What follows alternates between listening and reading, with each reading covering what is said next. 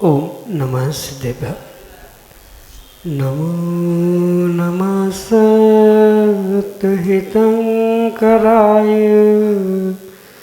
वीराय भव्याम्बुजभास्कराय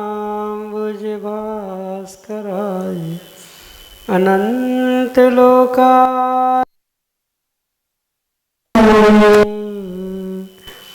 देवादिदेवाय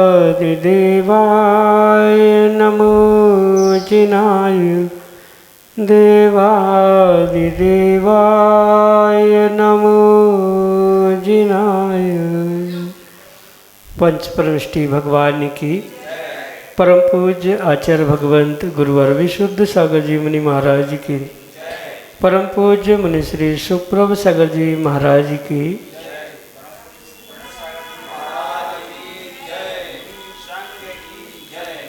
समीचीन विकल्पों का सम्यक समाधान, सम्यक ज्ञान की वह अलौकिक विधा जिसके माध्यम से हम सभी प्रतिदिन अपने ही मन के अनेकानेक समीचीन विकल्पों का सम्यक रूप से समाधान आगम के परिप्रेक्ष्य में प्राप्त करते हैं। और वही सम्यक समाधान हमारे मन को निर्विकल्प बनाने का एकमात्र साधन है। परम पूज्य आचार्य भगवंत गुरुवार विशुद्ध सागर जी महाराज के मंगल सभा से परम पूज्य मुनि श्री सुप्रभ सागर जी महाराज द्वारा प्रदत्त वह आत्मकल्याण की अनूठी विधा आप भी जुड़ सकते हैं और भेज सकते हैं अपना समीचीन विकल्प। प्रारंभ करते हैं आज का सम्यक समाधान। और आज के पहले विकल्प के लिए राकेश जैन जुन्नारदेव छिंदवाड़ा मध्य प्रदेश से महाराज जी के चरणों में बारंबार नमोस्तु निवेदित करते हुए अपना समीचीन विकल्प रख रहे हैं कि महाराज जी हमारे व्यवहार से हमारे परिजन हमारे साथी क्रोधवश होकर जो भाषा का प्रयोग करते हैं, भला बुरा कहते हैं, तो उससे निर्जरा होगी या हमारे कर्मों का बंद होगा। हमारे समीचीन विकल्प का सम्यक समाधान करने की अनुकंपा करें। नमोस्तु महाराज जी, नमोस्तु। ओम नमः सिद्धम। परम पूज्य आचार्य भगवान गुरुवर विशुद्ध सागर जी महाराज के, परम पूज्य मुनि श्री सुप्रभ सागर जी महाराज की जय।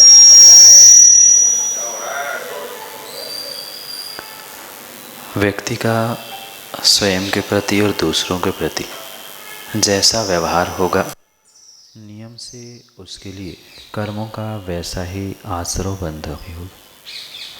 और ये स्वाभाविक सी बात है कि बुरे कर्म करने से, दूसरों के साथ बुरा व्यवहार करने से, बुरे व्यवहार का उत्तर बुरी भाषा से देने से किसी भी प्रकार से कर्मों की निर्जरा नहीं होती। वहाँ तो नियम से कर्मों का आश्रय बंद ही होगा, क्योंकि जो क्रोधवश या आपके विपरीत परिणामन, आपके विपरीत व्यवहार के कारण से जो भी कार्य हो रहा है वह अशुभ कर्मों के आश्रय रूप ही हो रहा है। हाँ, अशुभ कर्मों के आश्रय के कारण आप कथनचित शुभ का संवर समझना चाहते हो तो वो तो बात फिर भी समझ में आती है, पर निर्जरा होना ये संभव नहीं। क्योंकि निर्जरा तभी होती है जब तप किया जाता है, चाहे अंतरंग तप हो चाहे बहिरंग तप। अगर तपस्या नहीं है तो मात्र बहिरंग व्यवहार से किसी के कोई विशेष भाषा आदि से कर्मों की निर्जरा होना संभव ही नहीं। जब स्पष्ट आचार्य भगवंतों ने कहा है तपसा निर्जरा च, तप से ही निर्जरा होती है, तो जो आपकी ये विपरीत परिणति, विपरीत परिणामन चल रहा है वह नियम से आपके लिए और सामने वाले व्यक्ति के लिए भी कर्म बंध का ही निमित्त बनने वाला है, कर्म निर्जरा का नहीं बनने वाला। मन वचन काय इन तीन योगों से जो भी जीव करता है उसके कारण से कर्मों का आश्रय होता है, और जिसका आश्रय हुआ उसका बंधई होता है। इसलिए चाहे आपका दुर्व्यवहार हो, आपके दुर्व्यवहार के कारण किसी का क्रोधावेश में आना हो, उनका व्यवहार हो, उनका प्रत्युत्तर हो, ये पूर्ण रूप से कर्म बंध के लिए ही निमित्त बनेगा, आपके लिए भी और उनके लिए भी। क्योंकि जहाँ ऐसे विपरीतता होने पर किसी प्रकार से परिणामों की शांति नहीं है या परिणामों को संभालने का प्रयास नहीं है, वहाँ तपस्या नहीं है। अगर विपरीतता होने पर, चाहे आपके विपरीत क्रियाओं को देखकर उनका अगर समता भाव रहता या उनके विपरीत भाषण से आपका पुनः समता भाव बना रहता, तो हो सकता है वहाँ कुछ अंशों में कर्मों की निर्जरा फिर भी संभव थी।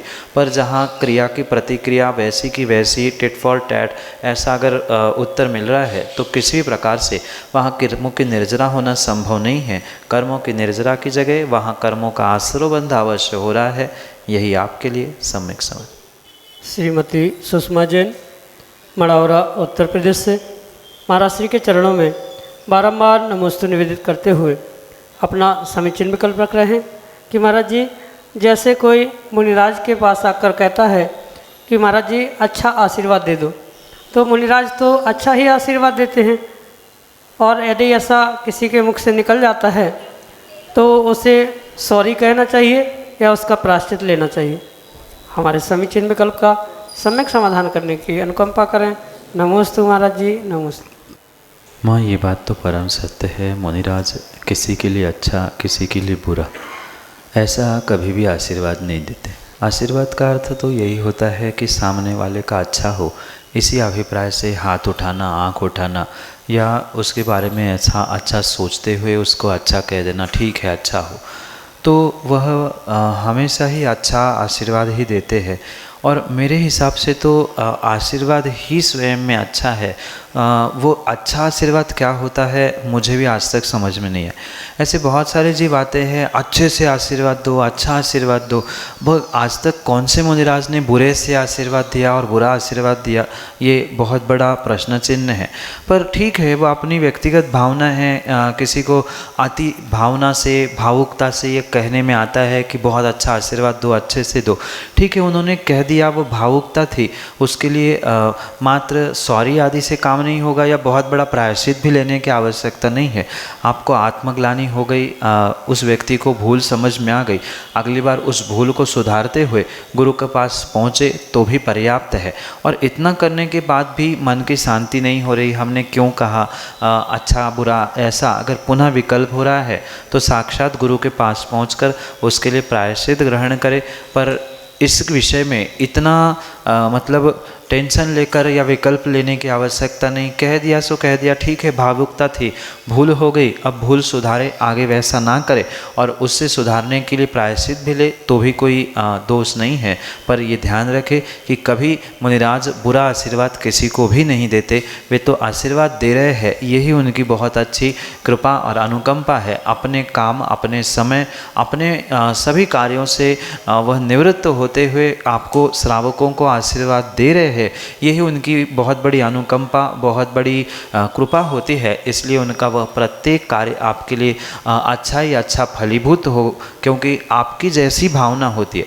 माना कि आप किसी मुनिराज के पास पहुँचे और उनके पास जाके आपने कहा अच्छा आशीर्वाद दो, पर उन्होंने तो सहजता में ऐसा आशीर्वाद दिया, अपने काम में लग, वहाँ आपका मन अच्छा नहीं हुआ, आपको अच्छा नहीं लगा, या ऐसा लगा उन्होंने अच्छे से आशीर्वाद नहीं दिया, हमसे बात नहीं की, हमें देखा भी नहीं, तो वहाँ भले ही उन्होंने अच्छा आशीर्वाद दिया हो या उनका आशीर्वाद देने का अभिप्राय भी बहुत अच्छा था, उन्होंने यही सोचा अच्छा हो, पर कहीं ना कहीं आपके भाव अच्छे ना होने से, आपका श्रद्धान गड़बड़ होने से आपको अच्छा फल नहीं मिलने वाला। फिर यही लगता है कि उन्होंने शायद अच्छा आशीर्वाद नहीं दिया होगा। पर मुनिराज के आशीर्वाद से अच्छा बुरा किसी का नहीं होता, व्यक्ति के स्वयं के पुण्यपान, उपादान आदि के निमित्त से होता है। वो तो निमित्त थे, आपके भाव, आपकी श्रद्धा, आपका कार्य जैसा होगा बिल्कुल वैसा ही फल आपको वहाँ पर मिलेगा।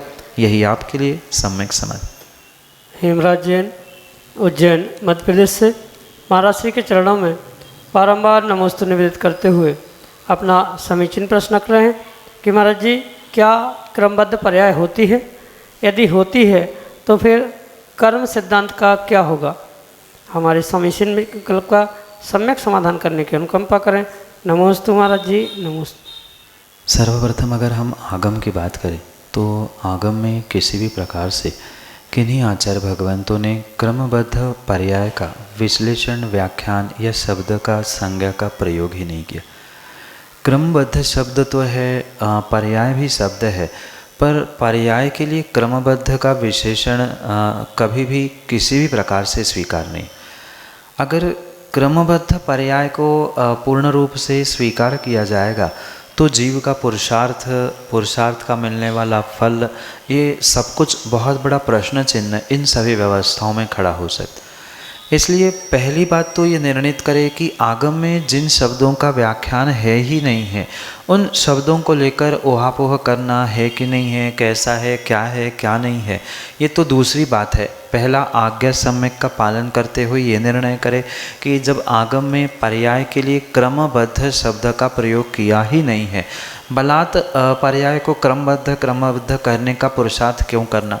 अगर किसी भी प्रकार से किन्हीं आचार्य भगवंतों को, चाहे वर्तमान के भी किन्हीं आचार्य भगवंतों को ये अगर व्यवस्था स्वीकार होती तो 20वीं सदी तक जितने दिगंबर मुनि आचार्य हुए, उन्हें कहीं ना कभी अपने आगम ग्रंथों में इसका उदाहरण, दृष्टांत या व्याख्यान करने की आवश्यकता थी, पर ऐसा किंचित भी नहीं है। इसलिए पहले ये आगम का आज्ञा सम्यक का पालन करते हुए ये स्वीकार करें कि क्रमबद्ध पर्याय होती नहीं। दूसरी बात, तर्क से अगर हम समझे तो क्रमबद्ध पर्याय अगर है तो कहीं ना कहीं बंधन है। चाहे पर्याय का पर्याय से बंधन है, पर्याय का केवली के ज्ञान से बंधन है, पर्याय का द्रव्य से बंधन है, पर जहाँ भी बंधन होगा वहाँ वस्तु व्यवस्था जैन दर्शन की अपेक्षा से बिगड़ जाए, क्योंकि जैन दर्शन का मूल सिद्धांत वस्तु स्वतंत्रता का है। और जहाँ कोई भी पर्याय किसी से भी बंधी है, पूर्व पर्याय से, आगे वाली पर्याय से, केवली के ज्ञान से, द्रव्यों से अगर बंधन है तो वस्तु व्यवस्था वह वस्तु स्वतंत्रता के अभाव में पूर्ण रूप से बिगड़ जाएगी। जहाँ बंधन होता है वहाँ दूसरे के अनुसार काम करना पड़ता है। जैसी पिछली पर्याय होगी उसके बंधन से अगली पर्याय को भी वैसा ही होना नियत होगा। इसलिए जो ये वस्तु स्वतंत्रता का घात करने वाला ये शब्द है, उसे बहुत विवेकपूर्वक समझना होगा। दूसरी बात, तर्क से भी हमने खंडित की। पहली बात तो आगम में प्रमाणित नहीं है, सो हमें स्वीकार नहीं। दूसरी बात ये भी रही कि तर्क से अगर हम मान भी ले तो वहाँ पर वस्तु स्वतंत्रता नष्ट हो जाएगी। जैन सिद्धांत जो कि मूल वस्तु स्वतंत्रता पे, द्रव्य स्वतंत्रता पे निर्धारित है, वो भी पूर्ण रूप से नष्ट हो जाएगा।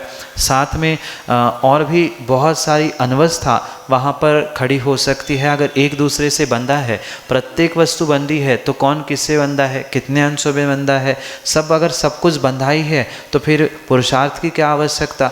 ये अनवस्था भी दोष वहाँ पर उपलब्ध हो सकता है। इसलिए विवेकपूर्वक समझे। आगम में पर्याय के लिए क्रम नियत, क्रम भावी, क्रम वर्ती इतने ही शब्द प्राप्त होते हैं। अन्य क्रमबद्ध का कोई भी उल्लेख प्राप्त होता ही नहीं है। अगर ऐसा होता तो किन्हीं आचार्यों को लिखना होता, पर लिखा नहीं है, मतलब वह प्रमाणित नहीं है, और प्रमाणित नहीं है तो हमें स्वीकार नहीं है। और इसी कारण से वह आगे की भी व्यवस्था, जो पुरुषार्थ का फल, कर्म की व्यवस्था आदि सब कुछ गड़बड़ होने से यह हमें आगम के बाह्य होने से स्वीकार करने योग्य नहीं है। यही आपके लिए सम्यक समाधान। चिरगांव, झांसी, उत्तर प्रदेश से महाराज श्री के चरणों में नमोस्तुल्य करते हुए अपना प्रश्न रख रहे हैं कि महाराज जी, पूजन में स्थापना करते समय 3 चावल या 3 लवंग ही क्यों चढ़ाते। हमारे समीचीन विकल्प का सम्यक समाधान करने की अनुकंपा करें। नमोस्तु महाराज जी, नमोस्तु। इस विषय पर भी कई बार हमने सम्यक समाधान से सबको सूचित करने का प्रयास किया है, समझाने का प्रयास किया है कि पूजा का जो एक अविभाग अंग स्थापना के रूप में स्वीकार किया जाता है, ये स्थापना मात्र सांकेतिक हुआ करती है। और सांकेतिक क्रियाओं में किसी भी प्रकार से कोई एक स्टैंडर्ड नहीं चलता। मुझे जिस प्रकार से सांकेतिक क्रिया करनी है वो मेरा स्टैंडर्ड है, सामने वाले को जिस प्रकार से करनी वो उसका स्टैंडर्ड है। कोई अन्य स्थान पर अपने हिसाब से अपना सांकेतिक कार्य करते हुए से अपना स्टैंडर्ड बनाए। तो ये कहीं भी नहीं लिखा है कि 3 चावल 3 लौंग 3 पीले चावल पुष्प के रूप में ही स्थापित करने से स्थापना होती है। वह मात्र और मात्र सांकेतिक कार्य किया जा रहा है। जैसे किसी एक स्कूल में टीचर बच्चों की प्रेजेंटी एब्सेंटी के लिए उस बुक पे टिक लगाता है, प्रेजेंट है एब्सेंट है, जो भी संकेत करता है, कहीं टिक लगते हैं, कहीं ए लिखा जाता है, कहीं पी लिखा जाता है, कहीं डैश। तो जिसकी जैसे अपने अपने संकेत है वो संकेतों से कार्य करता है। और बिल्कुल ऐसा ही सांकेतिक कार्य स्थापना में ठोने में किया जाता है। क्योंकि मंत्र कहीं भी नहीं कहते हैं अत्र अत्र ठोने में स्थापित हो, ऐसा मंत्र नहीं है। मंत्र स्पष्ट कह रहा है सन्निधिकरण, मेरे हृदय में है प्रभु विराजमान हो।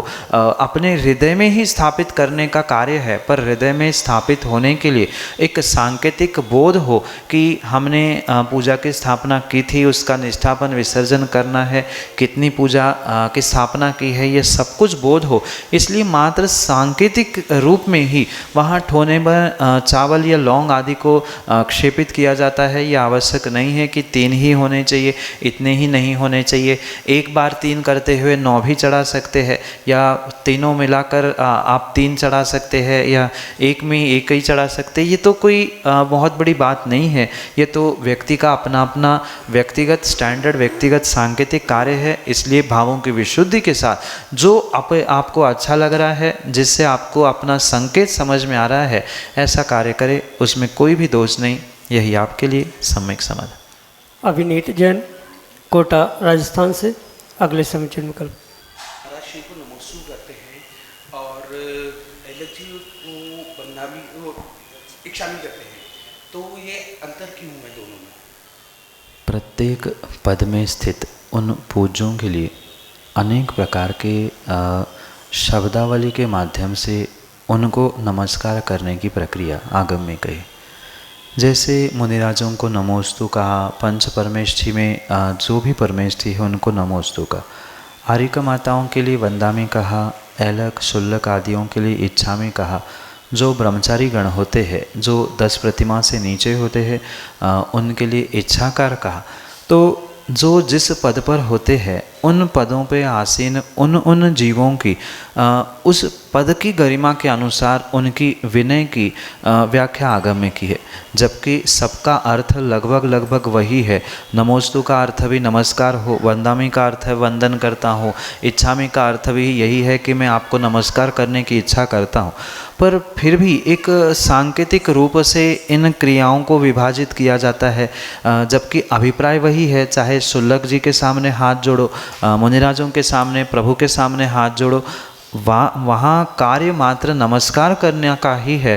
पर जैसे सामने वाला होता है वैसे ही व्यक्ति का नमस्कार होता है। जैसे आपको कोई अपने दोस्त मित्र यार मिलते हैं, अगर वो जैन समाज के हैं तो आप उनको जय जिनेन करेंगे। वही अगर हाई सोसाइटी का कहीं कुछ हो तो उसे हाय हेलो गुड मॉर्निंग करेंगे। वही अगर कोई देहात का है तो जयराम जी की कहेंगे। तो ये जैसे सामने वाले को देखकर उस भाषा में विनय करने में, शब्दावली में अंतर आता है, बिल्कुल ऐसा ही पंच परमेष्ठी श्रेष्ठ है, महान है, इसलिए उनके लिए सर्वत्र आगम में नमोस्तु करने का विधान है। अन्य को उन नमोस्तु शब्दों का निषेध है। जैसे आर्यिका माँ है या ऐलक शुल्लक है, उनको ये निषेध ज़रूर है, पर अगर आप बोल दो तो कोई पाप लगने वाला नहीं। मुनिराजों को भी आप पहुँच के वंदामी कह दो, इच्छामी कह दो, तो उसमें पाप बिल्कुल भी नहीं।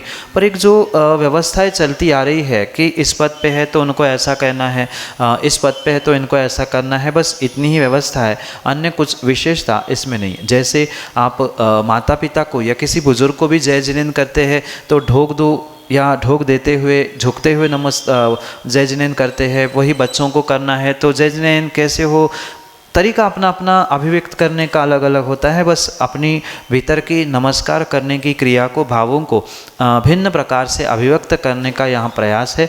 इसमें किसी प्रकार से इधर उधर हो तो दोष नहीं है, पर जो परंपरागत स्थान विशेष, पद विशेष की अपेक्षा से चलता आ रहा है वही यहाँ पर आज भी चलता आ रहा है। यही आपके लिए सम्यक समाधान। श्रीमती शोभा कासलीवाल, उज्जैन, मध्य प्रदेश से अगले समीचीन विकल्प। मेरा प्रश्न है कि आज देखने में आता है कि हमारे बड़े बुजुर्ग, विद्वान, महाराज श्री सभी यही कहते हैं कि जैन को जैन से ही शादी करना है। आज विडंबना ये है कि जैन समाज की लड़कियां, चाहे वह मिडिल क्लास हो या हाई प्रोफेशनल हो, वे सब हाई पैकेज और अच्छे घर में ही शादी करना चाहती है। लेकिन यदि सामान्य वर्ग का जो लड़का है, तब उसकी शादी के लिए बड़ी असमंजस की स्थिति पैदा हो रही है और हमें मजबूरीवश दूसरे समाज से लड़कियां लाकर उनका घर बसाना पड़ रहा है। तो इस समस्या से हम कैसे समाधान करें, आप इसका निराकरण कीजिए। नमस्ते। माँ, ये तो सामाजिक व्यवस्था है और सामाजिक व्यवस्था सामाजिक तौर पर अगर व्यवस्थित हो तो बहुत अच्छी बात है, क्योंकि साधु जब भी बात करेगा तो वह आगम के परिप्रेक्ष्य में ही कहेगा।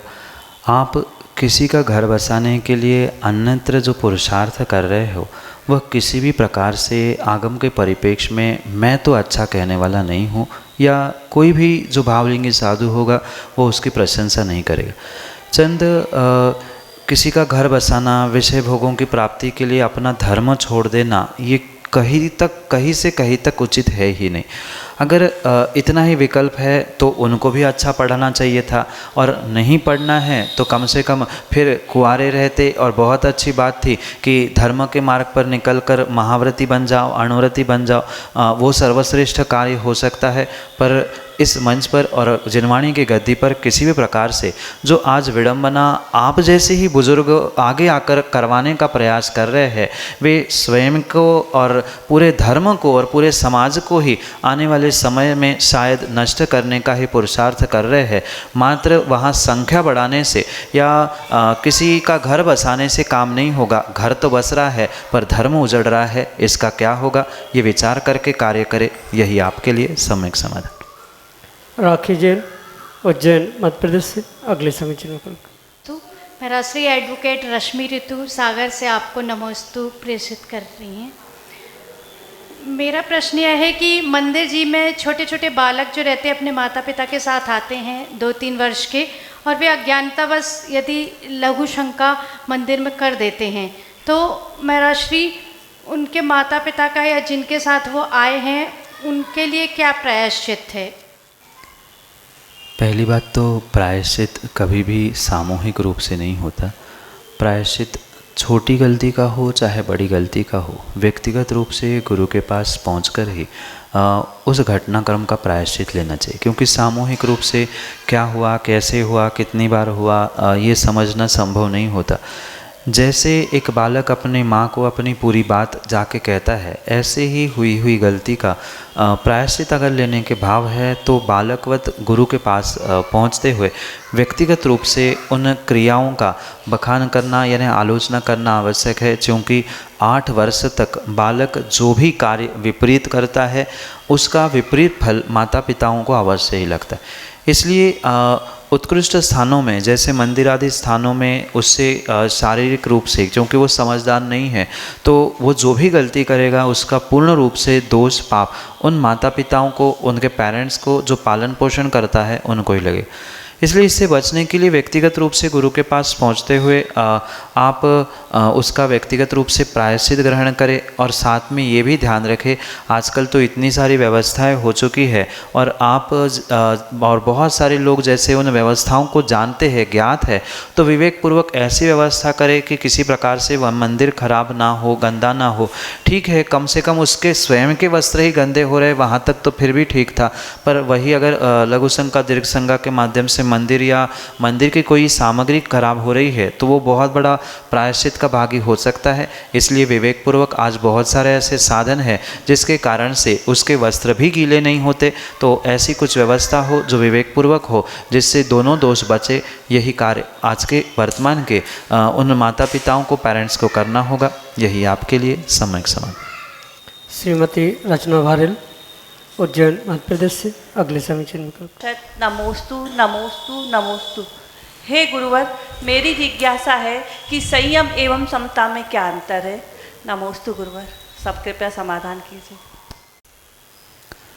संसार के, ब्रह्मांड के सभी जीवों के प्रति राग द्वेष छोड़ते हुए जो समान परिणामों को प्राप्त किया जाता है उसे ही समता कहा जाता है।